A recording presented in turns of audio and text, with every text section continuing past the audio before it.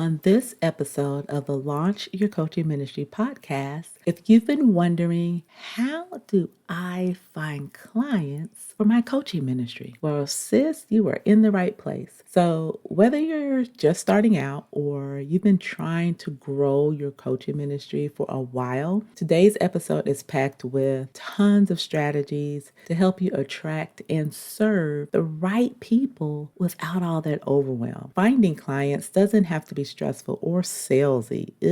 So when you align your efforts with your calling and lean into God's guidance, it becomes a whole lot simpler. And I'm here to show you how. Welcome to Launch Your Coaching Ministry, the podcast for Christian women over 40 who are ready to stop waiting, trust God's timing, and finally turn your calling into a coaching ministry. I'm your host, Monique Addison-Stinson, and I'm here to help you step boldly into your purpose and build the coaching ministry God has placed on your heart. No more sitting on the sidelines, no more praying for the right moment. It's time to take action, embrace your calling, and launch with faith. So, if you're ready to finally stop hiding behind prayer and step into what God has called you to do, then keep listening.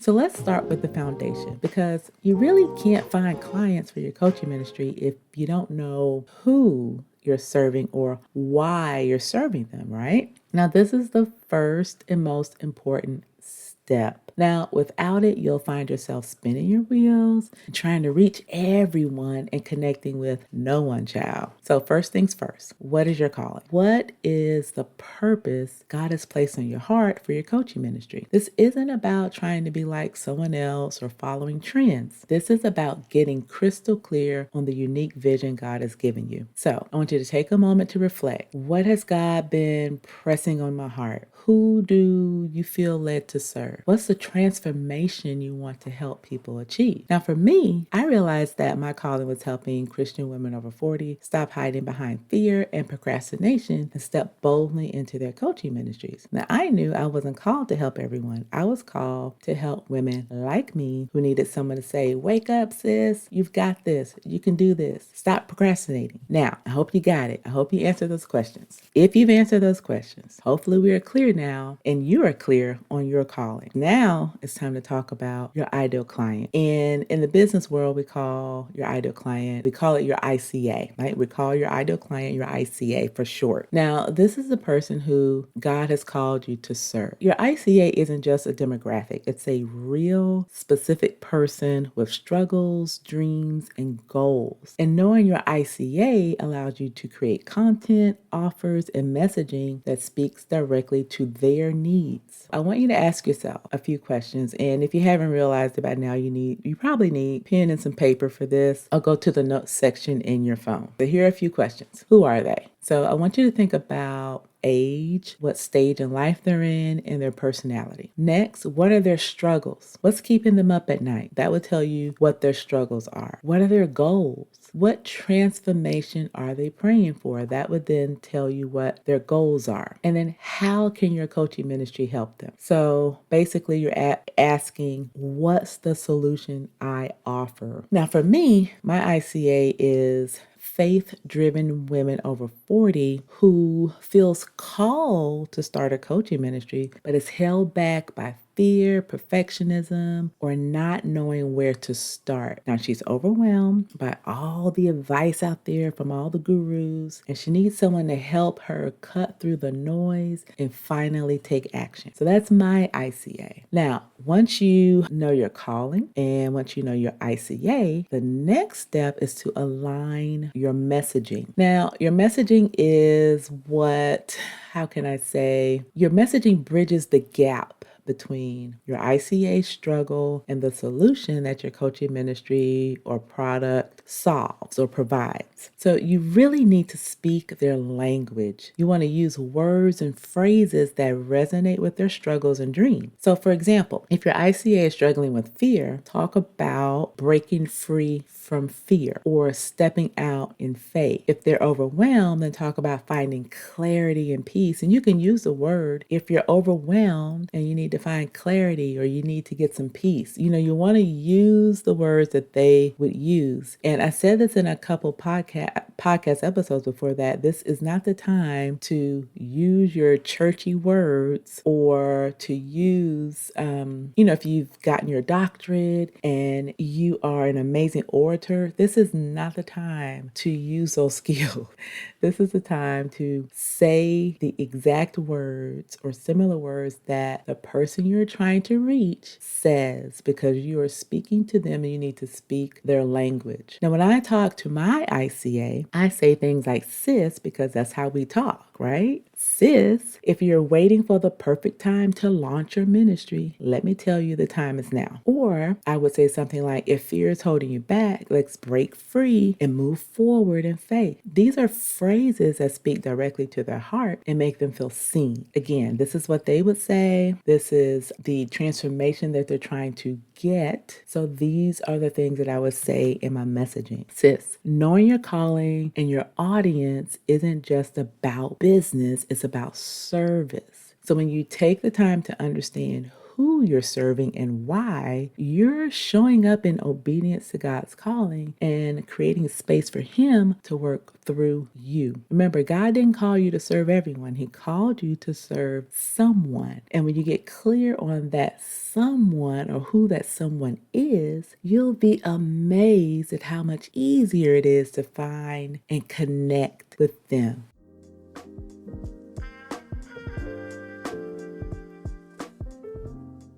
All right. Now that you know your calling and you know your ideal client, let's talk about what comes next, and that's building relationships. Because here's the truth. Finding clients isn't about fancy marketing. It's not about slick sale tactics, especially if you're a Christian. We're not doing those, right? It's about connection. People want to work with someone they trust, someone who gets them, and someone who genuinely cares about their transformation. That's why relationships are at the heart of finding clients for your coaching ministry. So let's get into it, sis. Let me quit stalling. First things first. You cannot connect with your audience if they don't know you exist, right? That means you need to show up in the spaces. This is key. Show up in the spaces where your ideal clients are already hanging out. So if your ideal client is in Facebook groups, that's where you need to be. If your ideal clients are on LinkedIn, that's where you need to show up. If they are on Instagram, that's where you need to go, right? YouTube, that's where you need to be. Maybe even in person, maybe some in-person events or faith-based communities. So if they're not on social media, you need to find out where they hang out. And if they are on social media, then choose one or two platforms to focus on and commit to showing up consistently on those platforms. You don't need to be everywhere, okay? Maybe they're on Pinterest. I forgot about Pinterest. They could be on Pinterest, okay? Then you need to be on Pinterest. The idea, again, is to find out where they hang out. Podcasting. They love listening to podcasts. You need to start a podcast. So if your ICA is a busy mom over 40, let's see, she might be active in Facebook groups for moms or Christian entrepreneurs. Join groups like that, participate in discussions, and share value. Do not promote yourself in these groups. They're not your groups. That is tacky. I hate when I see that. Just build real connections by being helpful and authentic. Don't be spammy and promote your business in these groups. Do not, for heaven's sake, do not send them private messages. Don't do that. We are above that. We don't do things like that. We are not sleazy salespeople. We want to offer helpful, authentic tips and advice, build real connections. And from those connections, then you can build a relationship. And that could be your potential client. Now, let me say this loud and clear. Connection isn't about pitching. It's about engaging. Now, if the first thing that someone hears from you is a sales pitch, girl, they're going to tune you out. I hate when that happens. And this is what we used to call bro tactics, right? Because a lot of guys used to start out with pitching it, like you literally knew where the conversation was going, right? But if they see you as someone who genuinely cares and you're already adding value and they haven't even given you a dime yet, they'll be drawn to you naturally. Here's how you do this in groups, right? You respond to comments and messages. A simple thank you could work. It's thoughtful. It's a thoughtful reply. It goes a long way. It builds trust. You can use funny gifts.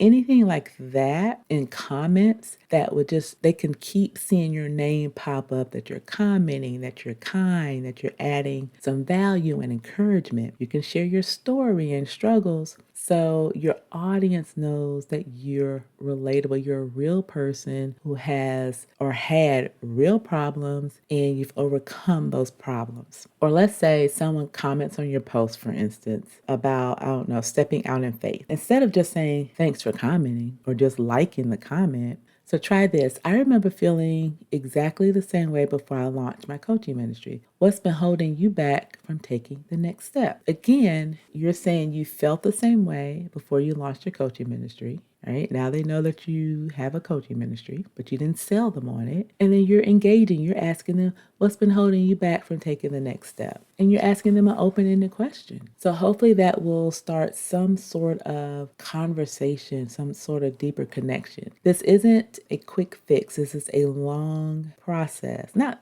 very long, but just think of it as a way of genuinely connecting with people. And I feel like we've lost that because of social media, these quick reels and videos. Everything is quick.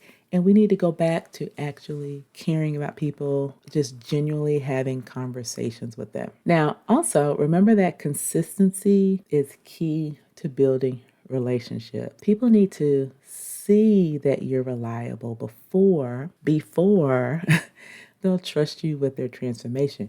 Honestly, before they'll trust you with their money, they need to see that you're consistent, that you're reliable before they open their wallet and pay for anything that it is that you're offering. Post regularly on whatever platform that they show up on, a couple times a week. Follow through on your promises. If you say you're going live or offering a free service or resource, make sure you do that. It's not about being perfect, it's about being present. And you want to show up as your authentic self, and the right people will be drawn to you. And here's the golden rule. Approach every interaction with a heart of service instead of thinking, how can I sell this person? Ask yourself, how can I help them today? A few other things you can do is offer small wins. So share quick tips, share encouragement, offer resources that can help your audience solve a problem or take the next step. Be generous with your knowledge. The more value you provide up front, the more people will see you as someone that they can trust. Now, if someone asks a question about starting a coaching ministry, then don't hold back because you're afraid of giving away too much for free. Share what you know and trust that serving them will lead to deeper opportunities to work with you. Okay, whatever it is you offer, right? Maybe they have questions about losing weight. Share how they can get started and then let them know, hey, this is something I do with my clients, right? You're not selling to them, but you're saying this is how I start out with my clients. It drops a little bug in their brain, if you will, of them remembering or knowing that, oh, she takes clients. Oh, she works with people. But you didn't sell them. You just, hey, well, this is what I do with my clients, right? It's a easy way to build connection, and also you've told them that you actually take clients. So sis, building relationships takes time, but it's worth it. Every comment, every conversation, and every interaction is a seed. Maybe I should have said seed instead of bug earlier. But every conversation is a seed that you're planting, and some seeds grow into clients right away, and others may take time to blossom. But trust God is working through each connection that you make. Remember, you're not just building a business, you're building a ministry. And ministries are built on relationships, not transactions. All right, sis, so let's talk about one of the most powerful tools you can use to grow your coaching ministry, and that's referrals and testimonials. And these aren't just nice to have, these are game changers. Why? Because when someone vouches for you, it builds instant trust. Referrals and testimonials are proof that you're the real deal and that your coaching ministry is making an impact.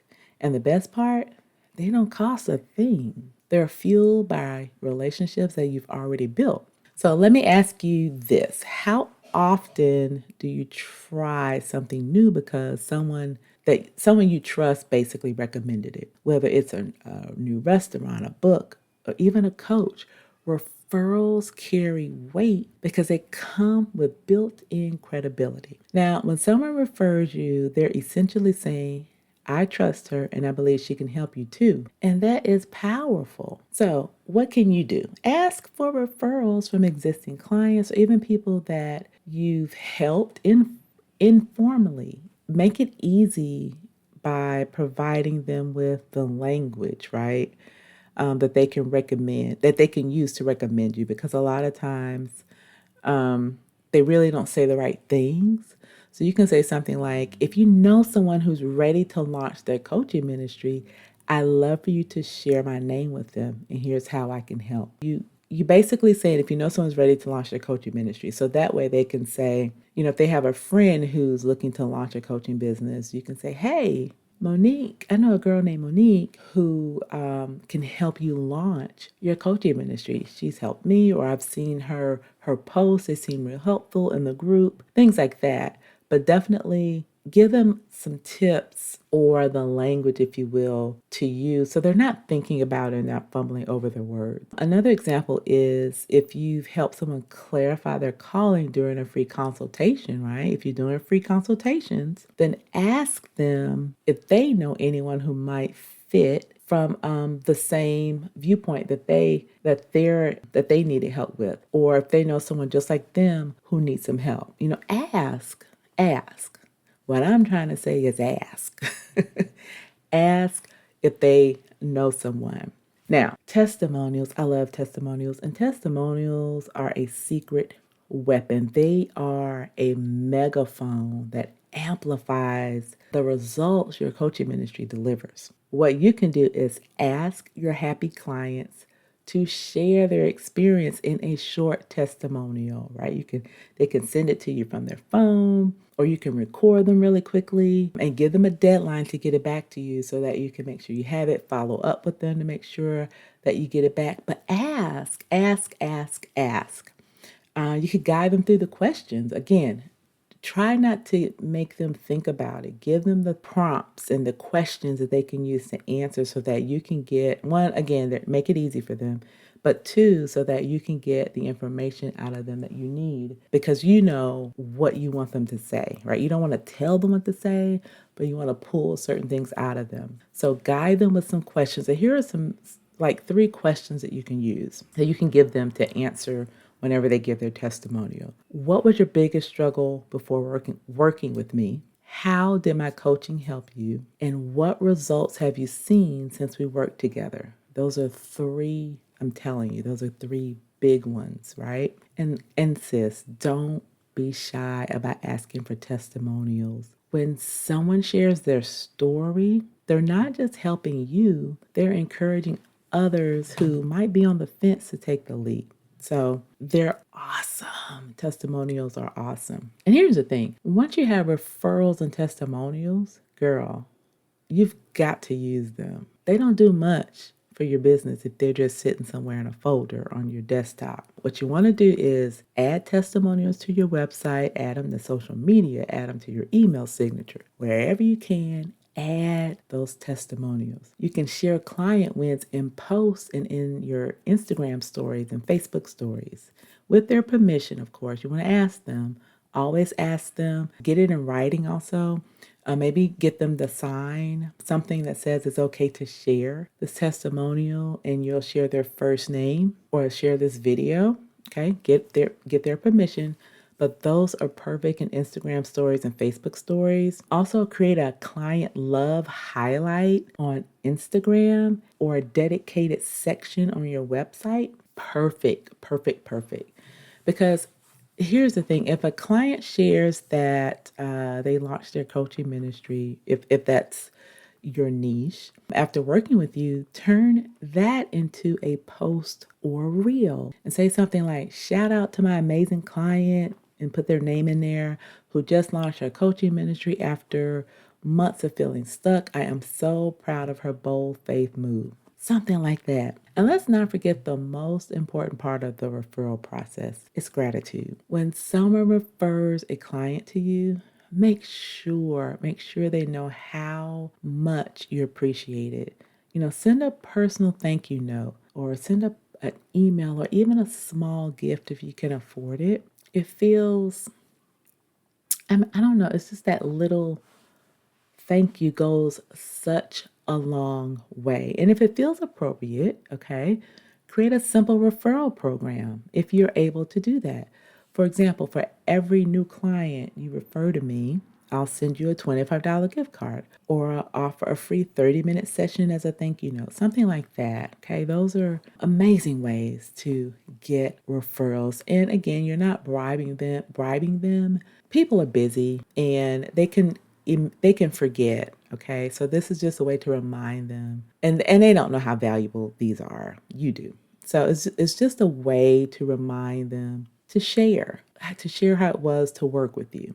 And it's not bribing them. It's just showing appreciation for the trust that they've placed in you. Gratitude goes a long way, sis, in strengthening relationships. And you know this, you know how it feels. Let me just share a quick story. When I started my coaching ministry, I wasn't sure how to find clients. I was completely lost. I didn't know what to do. But then I noticed something. The clients who had the best experiences with me were naturally telling their friends about what I did. And one day I asked the client if she would mind sharing her experience in a quick testimonial. And not only did she say yes, but she also referred two new clients to me, and those clients became some of my biggest supporters. And that's how I realized that referrals and testimonials aren't just about growing your business, they're actually creating this ripple effect of impact.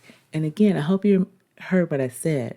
She loved the experience working with me. So again, it goes back to you being or offering an amazing experience, going over and above.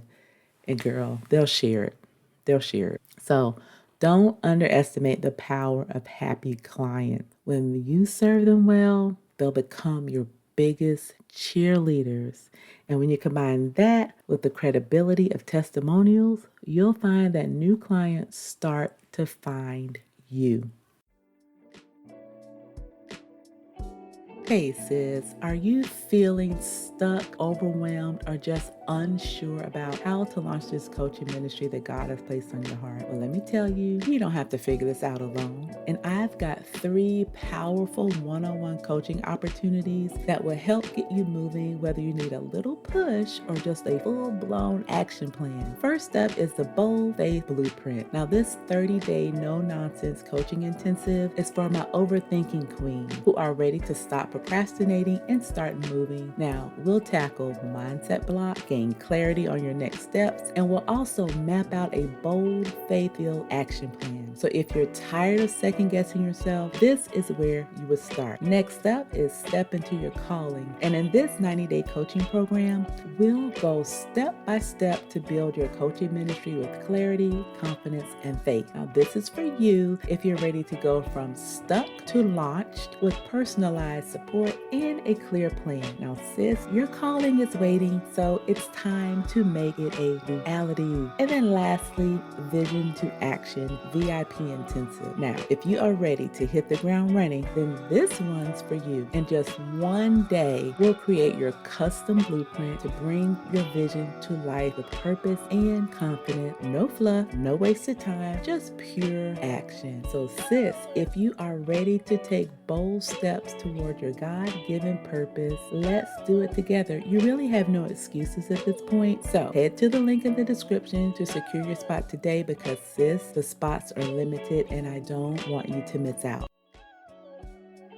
So now that we've talked about referrals and testimonials, let's focus on something that can make your coaching ministry irresistible, and that's creating value. So here's the deal. Clients are looking for someone who can solve their problems and guide them toward transformation. Now, when you consistently create value, you're showing your audience that you're the coach who can do exactly that, right? You're not just saying, hey, come work with me. You're demonstrating, here's why I'm the coach you've been praying for. So creating value means giving your clients or your audience, because they're not even your clients just yet, but giving them something they can use, they can learn from, or be inspired by before they ever become a paying client. It's about showing up and serving your audience or your followers so they see you as a trusted resource guide. And in the business world, we say they need to know, like, and trust you before they become a client. So sis, listen, when you lead with value, you're not just marketing, you're ministering. You're helping people take small steps forward, which then builds trust and it actually positions you as the coach that they are looking for. But one of the best ways to create value is by offering free resources. And these free resources need to solve a specific problem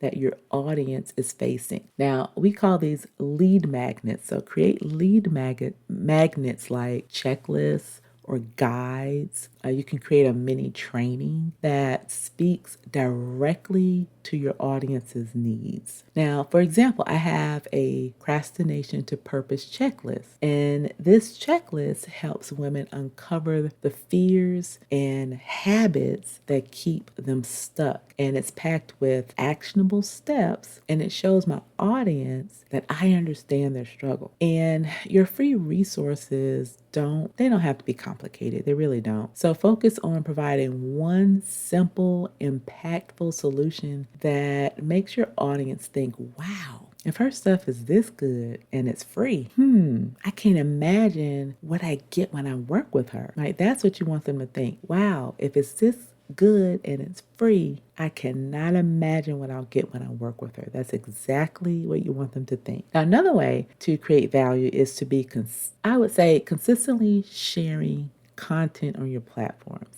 And I'm stumbling because I don't want you to think that you need to chase the algorithm, right? I don't want you to think that you need to post all day, every day. That's not what I'm saying. But it could be social media. Also, hopefully you're building an email list. It could be on your podcast, YouTube, wherever your audience is. Use these spaces, these platforms to teach, to inspire, and encourage your audience. So here are a few things that you can post. You can post tips, you can post short lessons, you can do a challenge, you can do encouragement posts, anything like that will help your audience solve problems or take the next step. For example, a short Instagram post like feeling stuck, start with one bold faith move today. Whether it's journaling, your vision, making that call, or sending that email, the key is to start. Boom, that's the post. It's giving some value, some encouragement, telling them what to do. That's a small win that they can take. I didn't ask them for anything. I just offered some value. Another thing is that when you freely share helpful content, again, you're planting seeds of trust. So your audience will begin to see you as the go-to person for guidance in your niche. You can also host free events like webinars and challenges, or you can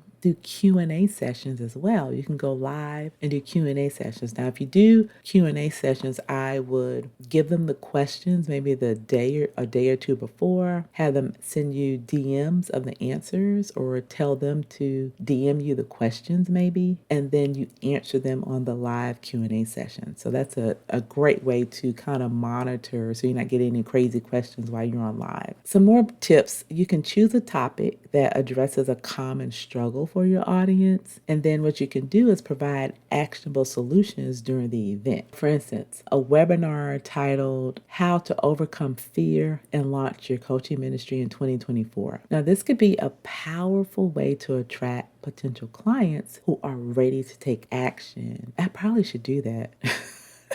I probably should do that webinar, and I should put in 2025. So free events are great ways to go deeper, if you will, with your audience. They can experience your coaching style, and they can also see the value that you bring firsthand. It's kind of like auditioning.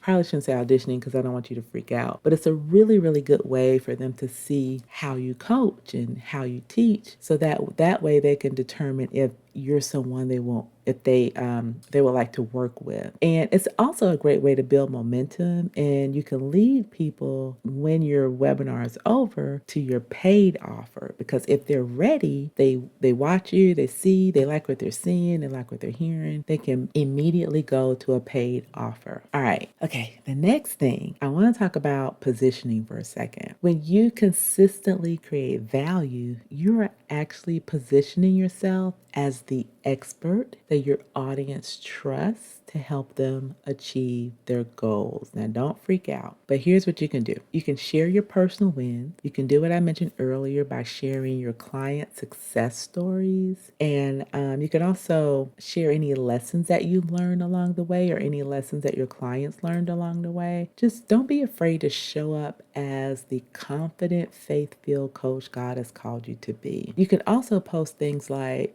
a year ago, I was scared to launch my coaching ministry, but by trusting God and taking small steps, I've now helped 15 women step boldly into their calling. If you're ready to do the same, send me a DM now or comment step below. Something like that. Very simple, very short post. I would do something like that weekly, just so that people remember, they see it constantly, and because you get new followers, you get new followers throughout the week. So that might be someone's first time hearing that. So I would do something like that once a week. It's called a call to action. So I would do, or CTA, I would do a CTA post weekly, not every day, but weekly, just so that they know and they remember that they can actually work with you. Again, you don't have to be perfect to be an expert. You really don't. You just need to be a couple of steps ahead of your ideal client. You need to be authentic, and you just need to resonate with folk. And that's all. And boom, you're the expert. And when you consistently create value, I hope you're hearing me, because I've used the word consistent throughout this podcast. When you consistently create value, you're doing more than marketing. You're building relationship. You're establishing trust, and you're creating a ripple effect of impact. So remember, sis, creating value isn't about giving away everything. It's about showing your audience that you actually understand their struggles, and then you have the tools. You actually have the tools to help them overcome.